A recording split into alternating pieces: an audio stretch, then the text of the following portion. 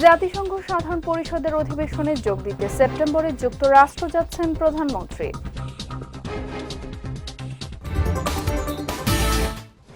গণমাধ্যম শক্ত থাকলে গণতন্ত্র টেকসই হবে, জানালেন মির্জা ফখরুল।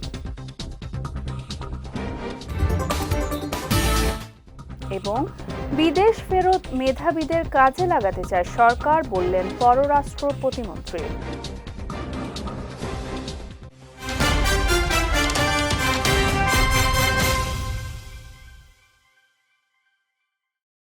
আসসালামু আলাইকুম। পুষ্টিচা নিবেদিত বিজয় রাতের সংবাদে আমন্ত্রণ জানাচ্ছি। আমি সাদিয়া রেজওয়ানা তন্নি। শুনছিলেন শিরোনাম, এবারে বিস্তারিত।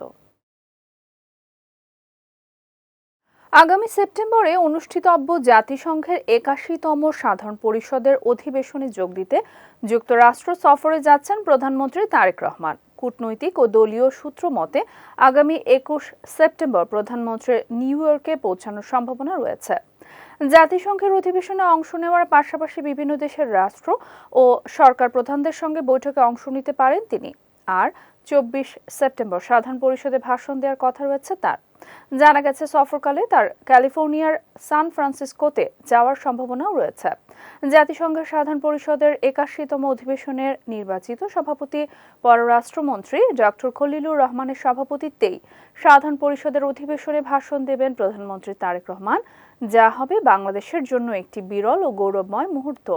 সার্বিক পরিকল্পনা অনুযায়ী প্রধানমন্ত্রীর যুক্তরাষ্ট্র সফর ৮ থেকে ১০ দিনের হতে পারে। সফরের কর্মসূচি ও আনুষ্ঠানিকতা চূড়ান্ত করতে কাজ চলছে।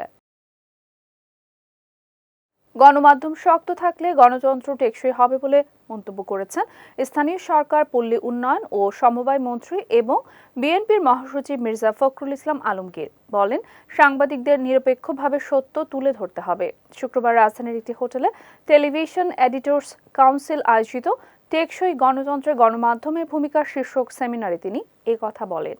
মন্ত্রী বলেন, টেকসই গণতন্ত্রের জন্য পাশ্চাত্যের দেশগুলোতে হাজার বছর সময় লেগেছে। তিনি বলেন, আমরা সবাই চাই চমৎকার একটি গণমাধ্যম থাকবে, আলোচনা সমালোচনা সবই হবে। রাষ্ট্রীয় অনুষ্ঠানে যেভাবে বিশৃঙ্খলা করা হয়েছে তাকে কোনোভাবেই গণতন্ত্র বলা যায় না জানিয়ে দাবি নিয়ে সংসদে এসে কথা বলার আহ্বান জানান তিনি। গণমাধ্যম যদি আপনার শক্ত থাকে তাহলে একটা গণতন্ত্র টেকসই হতে পারে, এভাবে থাকবে, এটাই তো স্বাভাবিক।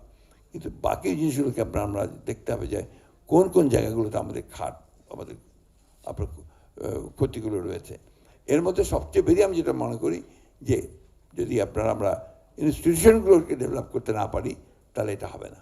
তাই প্রথম কাজ হচ্ছে আমাদের ইনস্টিটিউশনগুলোকে ডেভেলপ করা, যেটা আমাদের তথ্যমন্ত্রী সাহেব বলেছেন যে ইনস্টিটিউশনগুলো ডেভেলপ করার জন্য কতগুলো কাজ আমাদেরকে করতে হবে, সেই কাজগুলো আমরা করতে চাই।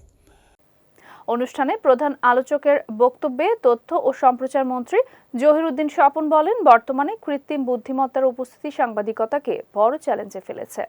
এছাড়া গণমাধ্যম চালাতে মালিকপক্ষ, বিজ্ঞাপনদাতা ও সরকারের অংশীদারিত্বের যৌথ সমন্বয় থাকা উচিত বলেও জানান তিনি।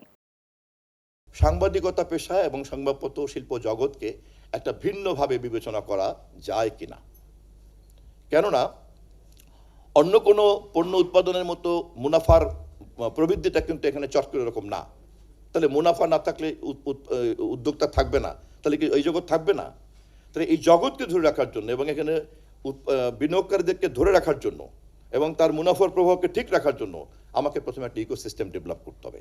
এটা যদি আমরা করতে পারি, আমি মনে করি যে তখন ওই মালিকও কিন্তু তার মুনাফা নিশ্চিত হওয়ার কারণে আপনার সাংবাদিকদের স্বাধীনতা দেওয়া, মর্যাদা দেয়া, ওয়েস বোর্ড দেয়া, তাকে নানান রকম ইনসেন্টিভ দেয়া, এর বাইরে আপনারা আবার সমাজে সেরকম সম্মান মর্যাদা তো আছেই, কারণ এটা এমন একটা পেশা যা সরকার, মালিক, অর্থনীতি, সমাজ, রাষ্ট্র সকলের জন্যই কিন্তু এটা খুব জরুরিভাবে দরকার হয়ে পড়বে।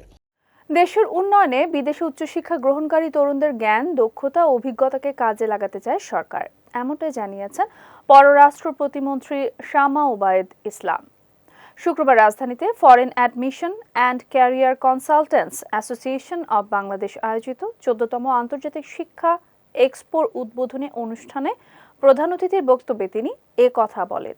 প্রতিমন্ত্রী বলেন, দেশের উন্নয়নের লক্ষ্যে নিরাপদ, বিনিয়োগ বান্ধব ও কর্মসংস্থানমুখী পরিবেশ গড়ে তোলার উদ্যোগ নেওয়া হয়েছে, যাতে বিদেশে পড়াশোনা শেষে তরুণরা দেশে ফিরে উদ্যোক্তা হিসেবে আত্মপ্রকাশ করতে পারেন এবং রাষ্ট্র গঠনে সরাসরি ভূমিকা রাখতে পারে। মাননীয় প্রধানমন্ত্রীর নেতৃত্বে এই সরকার চেষ্টা করছে বাংলাদেশের প্রজন্মকে, আমাদের ইউথকে যেরকম শিক্ষায় ভালো শিক্ষাদান এবং আন্তর্জাতিক শিক্ষায় শিক্ষিত করে যেন আমাদের প্রজন্ম, আমাদের ছেলেমেয়েরা যেন বাংলাদেশে ফিরে এসে তারা যে নলেজটা গেইন করেছে সেটার জন্য বাংলাদেশের উন্নয়নে, বাংলাদেশের ডেভেলপমেন্টে তারা কাজে লাগাতে পারে। আপনারা দেখবেন যে আমাদের মাননীয় প্রধানমন্ত্রীর চারপাশে এখন অনেকেই আছে কিন্তু তারা বিদেশ থেকে পড়াশোনা করে এসছে, তাদের বিভিন্ন এক্সপার্টিজ আছে যারা দেশের স্বার্থে, দেশের উন্নয়নের স্বার্থে তারা কাজে লাগাচ্ছে। বৌদ্ধ দাবি করা প্রতিবেশী দেশ ভারত আশ্রয় দিয়েছে শেখ হাসিনাকে, কিন্তু তাকে দিয়ে উস্কানি দেওয়াচ্ছে, এমন মন্তব্য করেছেন প্রবাসী কল্যাণ প্রতিমন্ত্রী নুরুল হক নূর। শুক্রবার জাতীয় প্রেস ক্লাবে বাংলাদেশ সরকারি কর্মকর্তা কর্মচারী কল্যাণ সমিতির এক আলোচনা সভায় তিনি কথা বলেন। প্রতিমন্ত্রী বলেন, ভারত শেখ হাসিনাকে সংবাদ সম্মেলন করার সুযোগ দিচ্ছে, এর মাধ্যমে মাফিয়া চক্রকে চাঙ্গা করার চেষ্টা করছে। এই বিষয়ে কোনো আপোষ না করার আহ্বান জানান তিনি। এছাড়া প্রতিমন্ত্রী জানান, দেশের প্রশাসন এখনো টপ টু বটম জনবান্ধব হতে পারেনি, চলতি মাসের মধ্যে প্রবাসী কার্ড লঞ্চ হতে পারে। একটা নিকৃষ্ট গণহত্যাকারী খুনিকে আশ্রয় দিয়েছে আমাদের বন্ধু দাবি করা আমাদের প্রতিবেশী দেশ। শুধু আশ্রয় দেয়নি, তারা আশ্রয় দিয়েছে ওকে, ওইখানে সে নিরিবিলে থাকুক, সে বেঁচে আছে, বেঁচে থাকুক, কিন্তু তাকে দিয়ে উস্কানি দেওয়াচ্ছে, সংবাদ সম্মেলন আয়োজন করায়, ভিডিও কলে, অডিও কলে কথা বলার সুযোগ করে দেয় এবং এইটিতে একটা নিউজ করে তার এই মাফিয়া চক্রকে একটু চাঙ্গা করার চেষ্টা করতেছে যে আপা আসবে, বাংলাদেশ আবার তারা ক্ষমতা আসবে। এইখানে যেন আমরা আপোষহীন থাকি। পুলিশ, বিশ্ববিদ্যালয় প্রশাসন, আইন শৃঙ্খলা বাহিনী আবারও দলীয়করণ হয়েছে, তারা নিরপেক্ষ আচরণ করছে না বলে অভিযোগ করেছেন জাতীয় নাগরিক পার্টির আহ্বায়ক নাহিদ ইসলাম। শুক্রবার বিকেলে জামায়াতে ইসলামের আলোকচিত্র প্রদর্শনীতে অংশ নিয়ে তিনি এই কথা বলেন। নাহিদ বলেন, আমরা আগেই বলেছি এই কাঠামো রাজনৈতিক সংস্কৃতি পরিবর্তন হবে না যদি গোড়ায় পরিবর্তন না করি। কোনো ব্যক্তি ও সরকার প্রধানের ব্যক্তিগত ইচ্ছার উপর নির্ভর করে রাষ্ট্র পরিচালিত হয় না। যদি কাঠামোগত সংস্কার না করা হয়, এই সরকারও স্বৈরাচারী হবে এবং তাদের ভেতর সেই প্রবণতা আছে, ইতিহাসেও আমরা দেখেছি। তিনি আরও বলেন, আওয়ামী লীগ ব্যর্থ, তারা যদি আবার দেশে আসার চেষ্টা করে জনগণের প্রতিরোধের মুখে পড়বে। আমরা সেটার জন্য ঐক্যবদ্ধ আছি। এই সরকার নির্বাচিত হয়েছে, তারা 2টা ভোটে অংশগ্রহণ করেছে, কিন্তু একটা ভোট এর ফলাফল তারা মানে নাই। আপনারা জানেন, গণভোটের গণরায়ের সাথে তারা বিশ্বাসঘাতকতা করছে। ফলে আমরা দেখছি যে এবারে যে সরকারিভাবে জুলাই গণঅভ্যুত্থান উদযাপন হলো, আপনারা দেখেছেন সারা দেশে সেটার কি পরিস্থিতি, ইতিহাস বিকৃতি থেকে শুরু করে দলীয়করণ এবং সবকিছুই সেখানে আপনারা দেখবেন যে কোনো ধরনের সার্বজনীন বক্তব্য নাই, অন্তর্ভুক্তিমূলক যে বাংলাদেশ জুলাই যে সকলের, সেই বার্তাটা তারা দিচ্ছে না, তারা সবকিছুকে দলীয়করণ করছে। এই রাজনৈতিক সংস্কৃতি পরিবর্তন হবে না যদি গোড়ায় আমরা পরিবর্তন না করি, মৌলিক পরিবর্তন না করি। এটা কোনো ব্যক্তি প্রধানের, সরকার প্রধানের ব্যক্তিগত ইচ্ছার উপরে নির্ভর করে রাষ্ট্র পরিচালিত হয় না।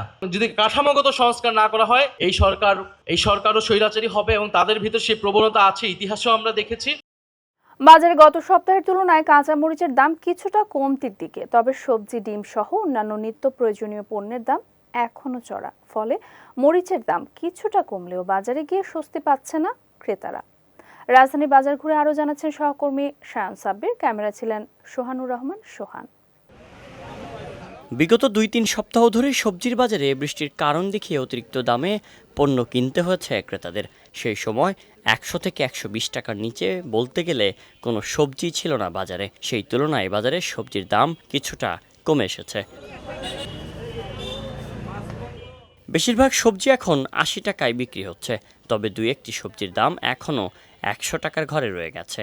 গেল কিছুদিন কাঁচামরিচের কেজি 400 টাকা ছুঁয়ে গেলেও বর্তমানে দাম কমে 240 থেকে 280 টাকায় নেমে এসেছে। 100 টাকার নিচে অনেক সবজি পাওয়া যায় এখন। গত সপ্তাহের তুলনায় এই সপ্তাহে সবজির দাম প্রায় অনেক কমছে। কেজি প্রতি বেগুনে 20 টাকা 30 টাকা কমছে। তারপরে মনে করেন টমেটো 120 টাকা কেজি, আগে ছিল 160 টাকা কেজি।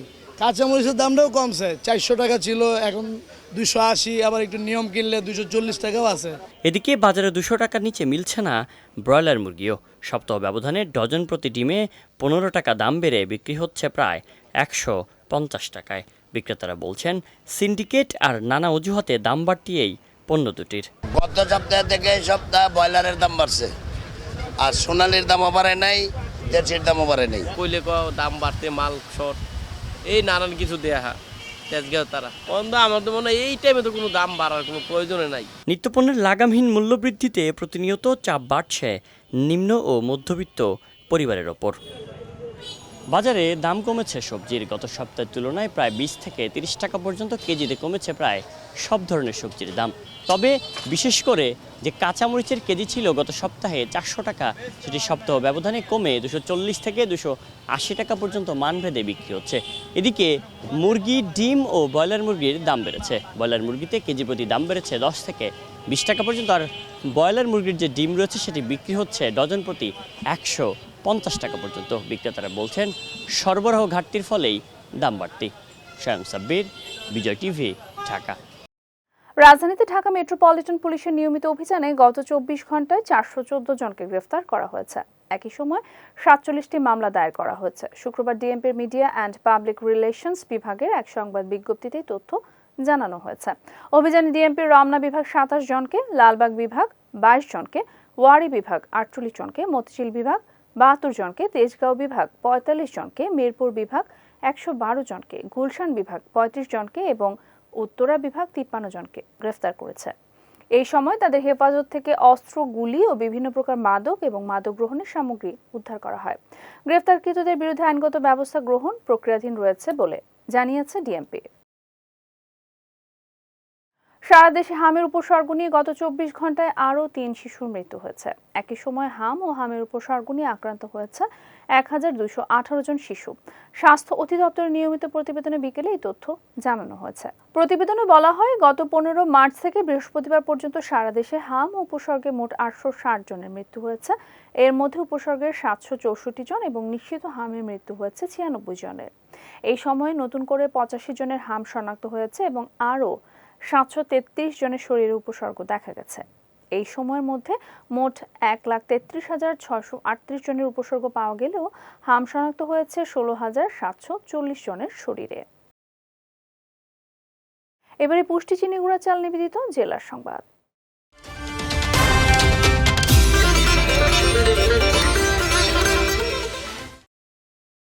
আওয়ামী লীগের প্রতি নমনীয় হওয়ার কোনো সুযোগ নেই বলে জানিয়েছেন মহিলা ও শিশু বিষয়ক এবং সমাজ কল্যাণ প্রতিমন্ত্রী ব্যারিস্টার ফারজানা শারমিন পুতুল। শুক্রবার দুপুরে কুষ্টিয়ার মিরপুরে উপজেলা ও পৌর বিএনপির উদ্যোগে আয়োজিত মতবিনিময় সভায় প্রধান অতিথির বক্তব্যে তিনি এই মন্তব্য করেন। প্রতিমন্ত্রী বলেন, বিগত সরকারের আমলে বিএনপি নেতাকর্মীদের উপর নির্যাতন ও নিপীড়নের কথা ভুলে যাওয়া যাবে না। মিরপুর উপজেলা বিএনপি সভাপতি আশরাফুজ্জামান শাহিনের সভাপতিত্বে সভায় কুষ্টিয়া 1 আসনের সংসদ সদস্য রেজা আহমেদ বাচ্চু মোল্লা, সংরক্ষিত নারী আসনের সংসদ সদস্য ফরিদা ইয়াসমিন সহ অন্যান্য নেতাকর্মীরা উপস্থিত ছিলেন। আওয়ামী লীগের কোনো নমনীয় আচরণ করার কোনো কারণ এখানে নেই। বর্তমান সরকার এবং যখন তারা সরকারে ছিল না, এই দল যে পরিমাণ অত্যাচারিত আওয়ামী লীগের দ্বারা হয়েছে এবং এই আওয়ামী লীগের কাছ থেকে দেশকে উদ্ধার করার জন্য যে ত্যাগ স্বীকার দল করেছে, সেখানে আওয়ামী লীগের উপরে নমনীয় হওয়ার কোনো কারণ এখানে নেই। মাদকের বিরুদ্ধে জিরো টলারেন্স নীতি ঘোষণা করে বেসামরিক বিমান পরিবহন ও পর্যটন প্রতিমন্ত্রী এম রশিদুজ্জামান বলেছেন, মাদক সহ কেউ ধরা পড়লে ন্যূনতম 5 বছরের কারাদণ্ড হবে। এই ক্ষেত্রে কোনো সুপারিশ গ্রহণযোগ্য হবে না। প্রতিমন্ত্রী আজ দুপুরে জামালপুরের বকশীগঞ্জ উপজেলা পরিষদের নবনির্মিত অডিটোরিয়ামে উদ্বোধন অনুষ্ঠানে এসব কথা বলেন। তিনি আরও বলেন, বিএনপি সরকার নির্বাচনী প্রতিশ্রুতির চেয়ে অন্তত 3 গুণ বেশি উন্নয়ন কাজ বাস্তবায়ন করবে। পরে প্রতিমন্ত্রী দুস্থ, অসহায় ও পানিবন্দী মানুষের মাঝে ঢেউটিন, গৃহ মঞ্জুরি, চেক ও শুকনো খাবার সহ বিভিন্ন শিক্ষা প্রতিষ্ঠানে ক্রীড়া সামগ্রী বিতরণ করেন। অনুষ্ঠানে বকশীগঞ্জ উপজেলা নির্বাহী অফিসার মুরাদ হোসেন, জেলা পরিষদের প্রশাসক বীর মুক্তিযোদ্ধা মোহাম্মদ সিরাজুল হক এবং স্থানীয় বিএনপি নেতৃবৃন্দ বক্তব্য দেন। যাচ্ছে পুষ্টি ড্রিঙ্কিং ওয়াটার নিবেদিত খেলার সংবাদে।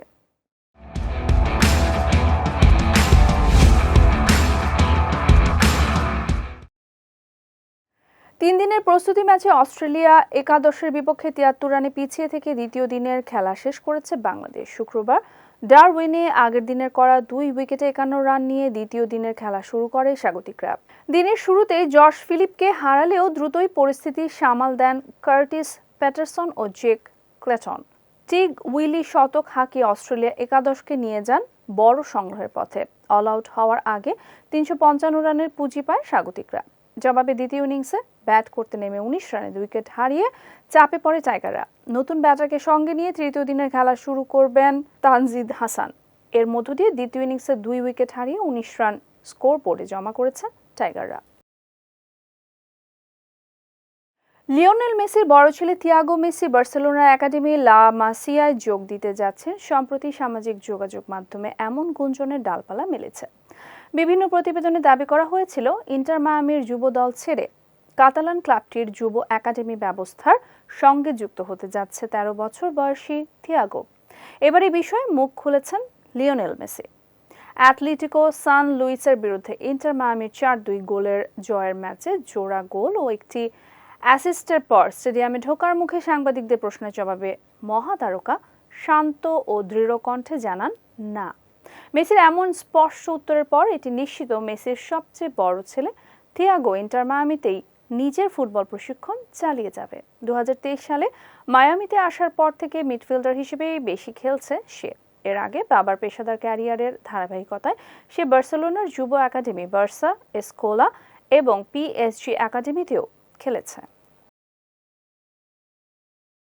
পুষ্টিচা নিবেদিত বিজয় রাতের সংবাদ শেষ করার আগে শিরোনামগুলো দেখে নিচ্ছি আরও একবার।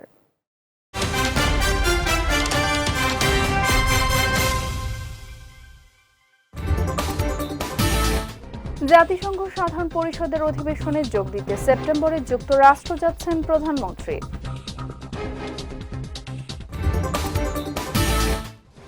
গণমাধ্যম শক্ত থাকলে গণতন্ত্র টেকসই হবে, জানালেন মির্জা ফখরুল। এবং বিদেশ ফেরত মেধাবীদের কাজে লাগাতে চায় সরকার, বললেন পররাষ্ট্র প্রতিমন্ত্রী।